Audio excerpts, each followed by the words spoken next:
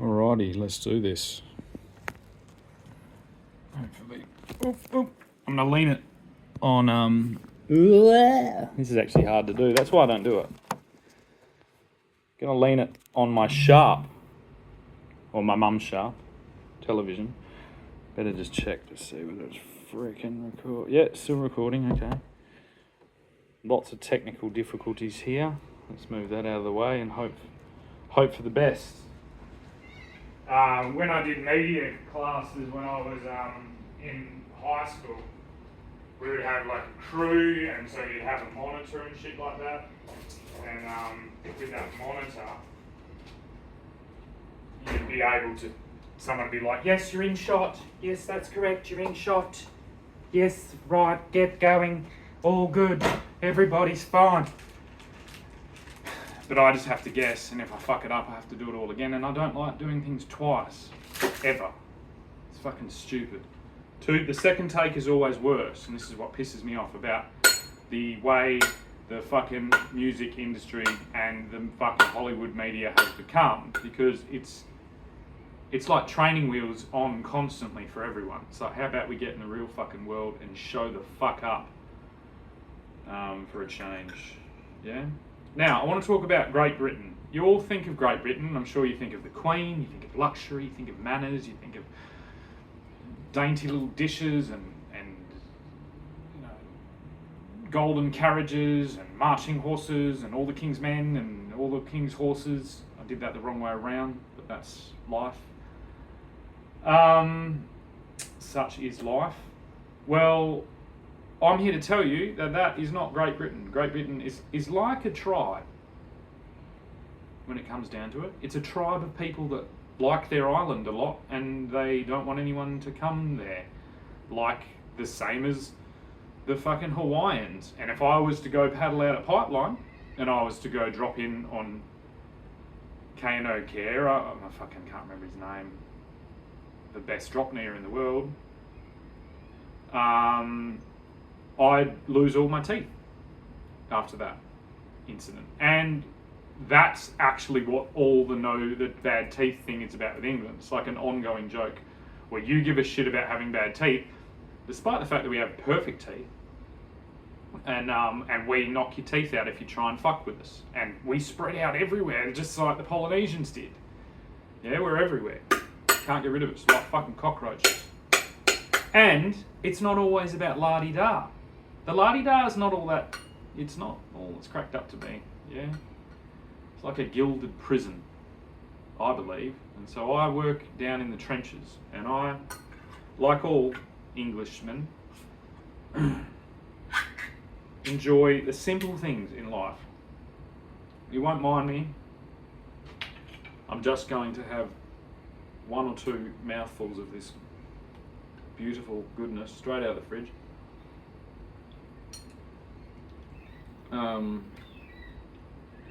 Just to give me enough energy to get through this video. Which, if you haven't already noticed, we're in fucking landscape. We're in landscape, folks. That means this can be broadcast out to all the television watchers. Which, just quietly, the television watchers, wherever they are, oops, they like a bit of landscape. They haven't really jumped into the whole portrait world, bit of a failure to launch, but they fucking succeeded in launching tons of other shit. So have a bit of respect for your elders, you stupid little cunts. Mind the swearing. Swearing in this situation is to just, it's like ringing a bell, or it's like, whoa, that cunt's swearing a lot, better pay attention to him. It's not always going to be there. I actually don't like swearing. It's a bit of a character.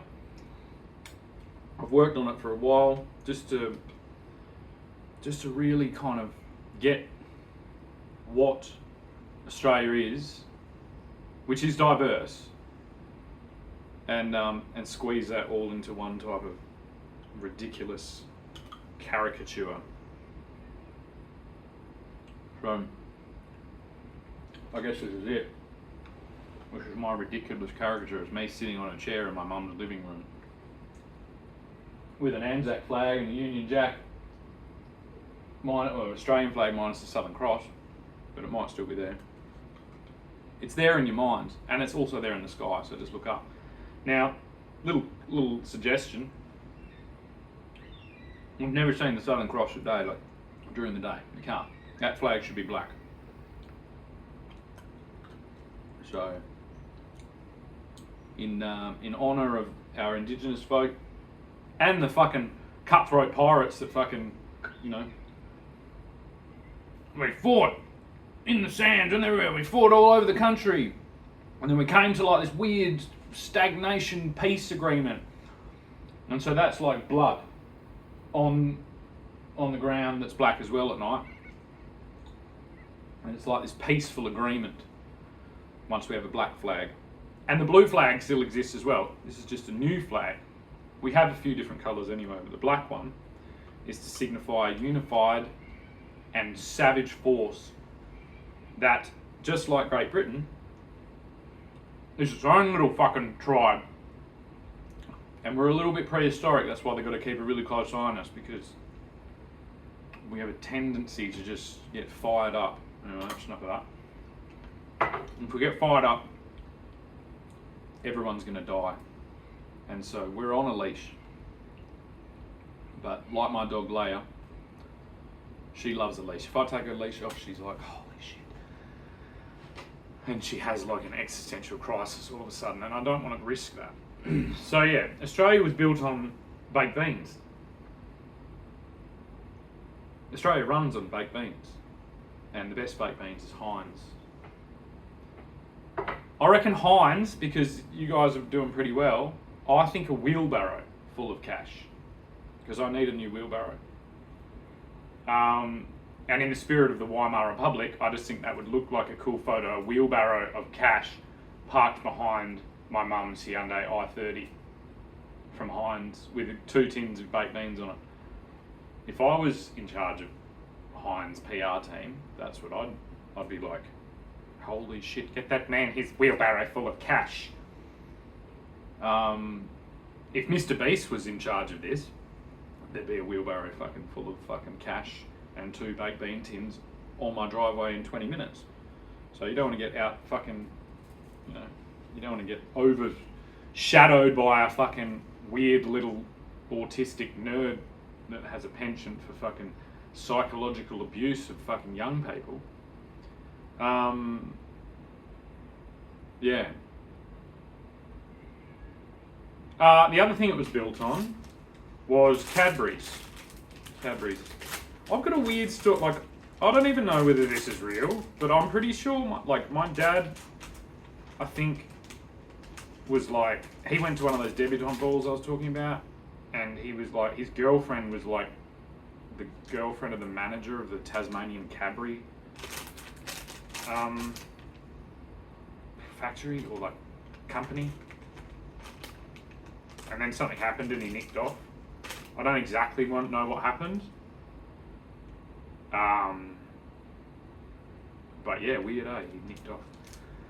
This was his favourite, rum and raisin, which is called Old Jamaican. I think it's meant to be Jamaican.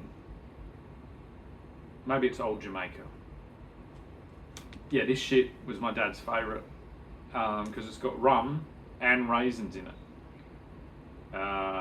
Good old school chocolate that kept Australia running. Just like I did. Just like my company Glass Shop did. Just like all of you did during this fucking situation that we shall not name as what it actually was. Because that will create its own chaotic thing. So all the horizontal viewers that may have fucking picked up on the vibe and gone, this seems familiar, this seems like something I remember from my childhood. Well, you would be right, but you'd also be wrong. So we're kind of dealing with it in a different way. And we are in complete control of the situation. And we would appreciate your assistance however you can, and autonomously however you can, because you fuckers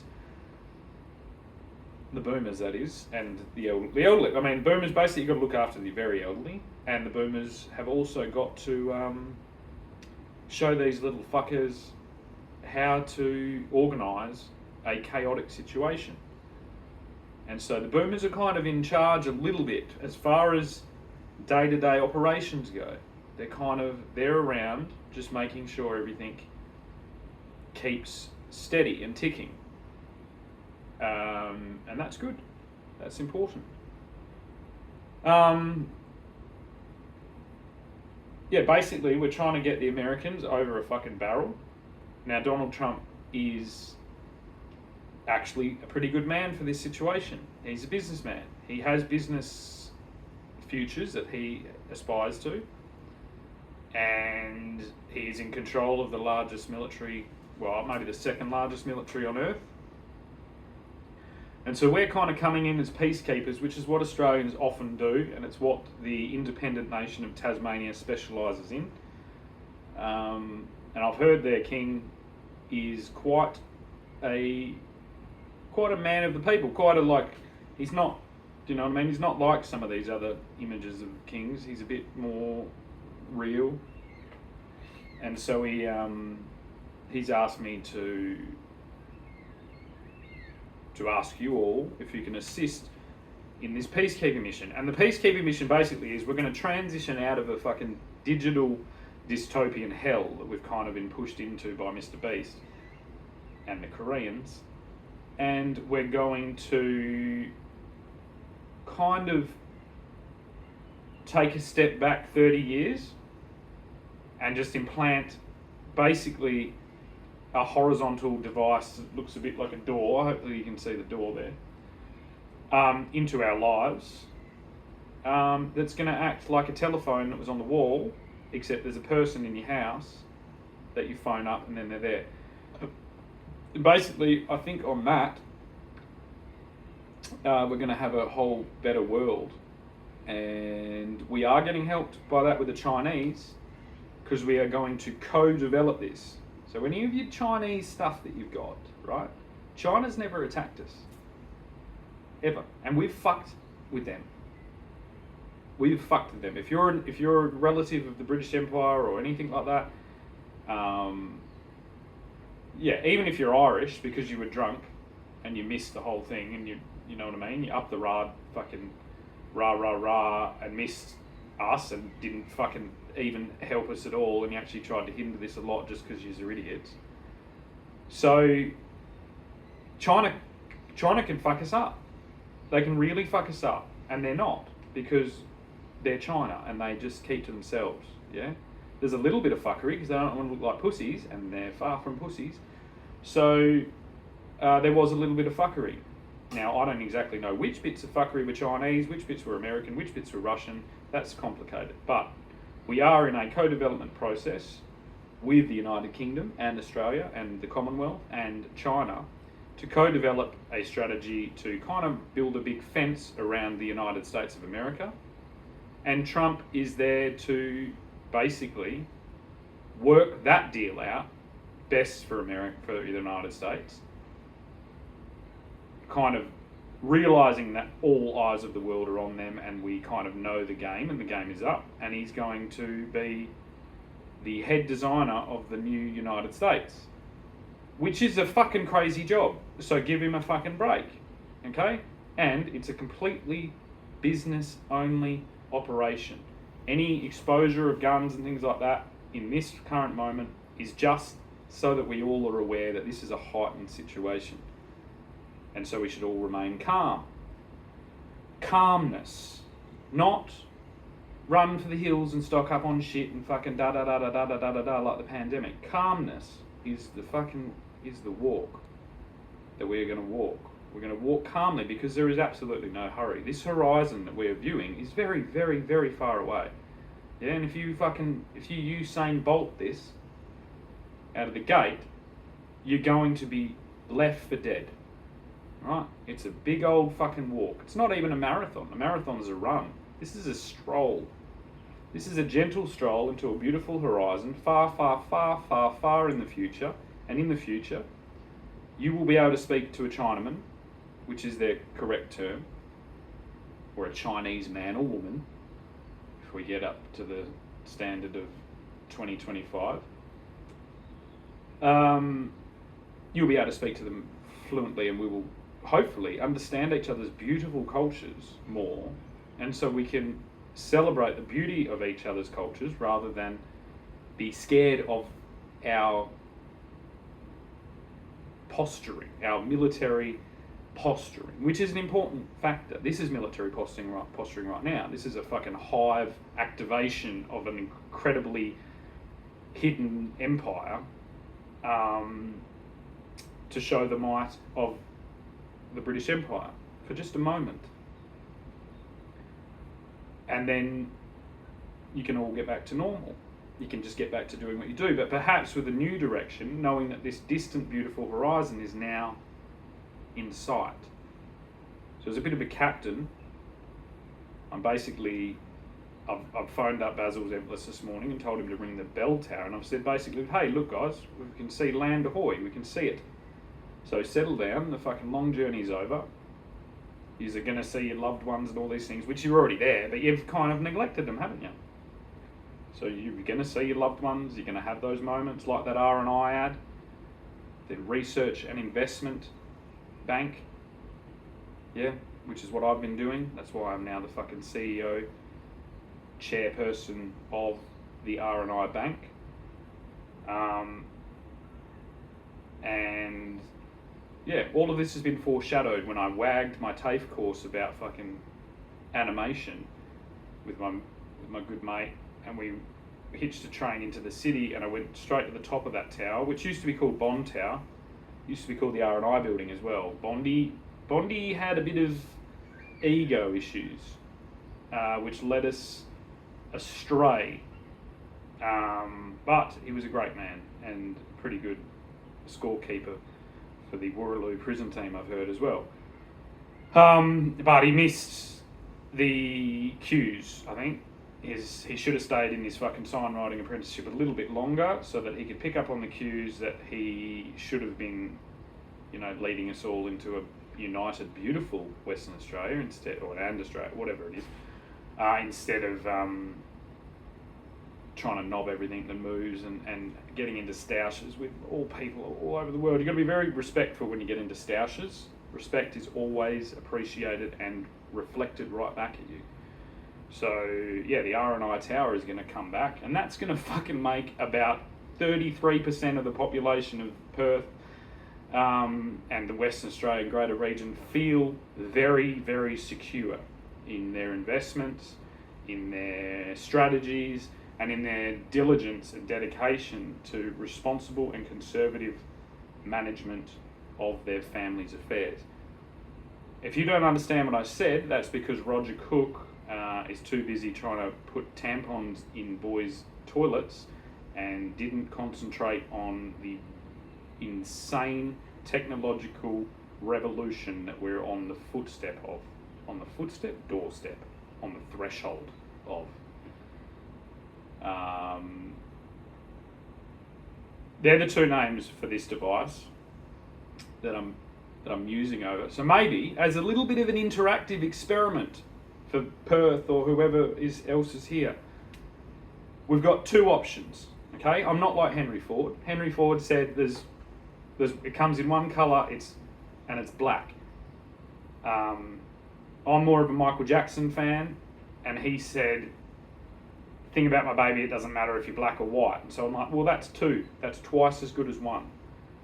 And so the two names that I'm floating on at the moment for this device is, and if I had a team of people and I wasn't a lazy fucker, when I do this hand gesture, there'd be animations appear.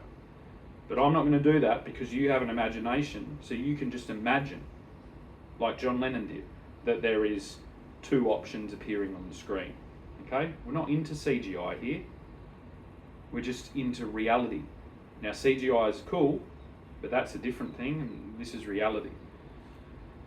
Now I've forgotten the fucking two options. That's right. The two options for the names that you can vote on now. Get on, like Telethon, except way easier and way less fat cat. So the two options for the name are the Threshold or the Gryffindor.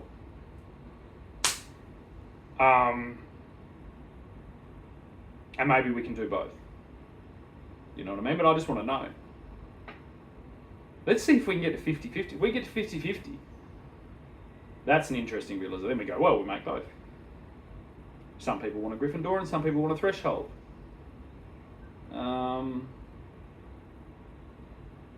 Isn't it cool? Isn't it cool? It's like a car, except way better. It's like a teleportation device to any place you've ever wanted to go on Earth. It's a door to the world. It's a door to the fucking history. It's a door to education, to the finest education places in the world, to the finest educators in the world. It's a door to anything. And it was inspired by me sitting in the library on Encarta 94 or whatever it was, probably 92. I don't know. Encarta by Microsoft. And that's why you got to leave Bill Gates alone. Just because he got a divorce and his missus fucking got some bad investment advice doesn't mean that you should throw him under the bus. Because Encarta birthed this little fucker when I was in year 3 or whatever age. Maybe some of my primary school mates can jog my memory about when we started going to the library. But Encarta, which was an encyclopedia, which is a book. It used to be a set of books that everyone would have to have. You would kind of invest in it, like you would buy one at a time from Reader's Digest, and they would arrive, and that would be a fabulous day where you would be bestowed with the knowledge of the world. And then Microsoft and Bill Gates made that interactive, and it was wonderful. It was like, unless I'm just remembering it wrong, it was pretty much better than anything I see now, back then. So that kind of shows you about what Bill's been up against. Now, he had a vision, and unfortunately, money talks and bullshit walks on Wall Street. So, or despite him being displayed as a bully, a lot of that financial mumbo-jumbo wasn't actually in his hands. Unfortunately, when you get to that size, a lot of stuff's out of your hands, and that's why I have done the same, but I've set down a solid foundation of a vision so that kind of prevents any fuckery down the track, because you can look at it, it's a book, it's a history, I've told the whole thing, and it's going to actually keep emerging as we go on. There's a whole year to get to now that you haven't seen yet, unless you go dig through the fucking 6 million fucking posts on my Facebook, which is really hard to do. So, yeah, I think it's a good day. Lots of white, beautiful Corellas around. I think they're Corellas. That have migrated over here to enjoy this place, because the other place over east is less beautiful. And they all know it. They're like, holy shit, he's going to plant trees! And that's true. We are going to plant tons of trees. It's going to be really fun. It's going to be enjoyable and really easy. Really easy. We're going to plant trees, and we're going to start at our schools. That's pretty much the first thing we're going to do.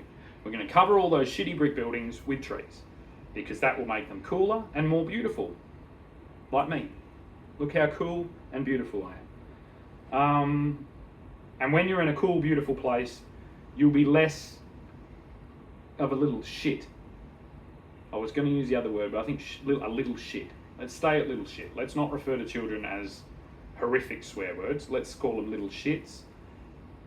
In England, they call them bin lids. That's kids, that's rhyming slang, Cockney slang.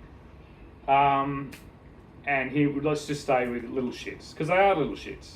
They're lazy little shits, they're entitled little shits, they're spoilt little shits, and instead of the rod, we're going to give them a set of secateurs and a little trowel, which is a small little shovel, and they're going to plant trees.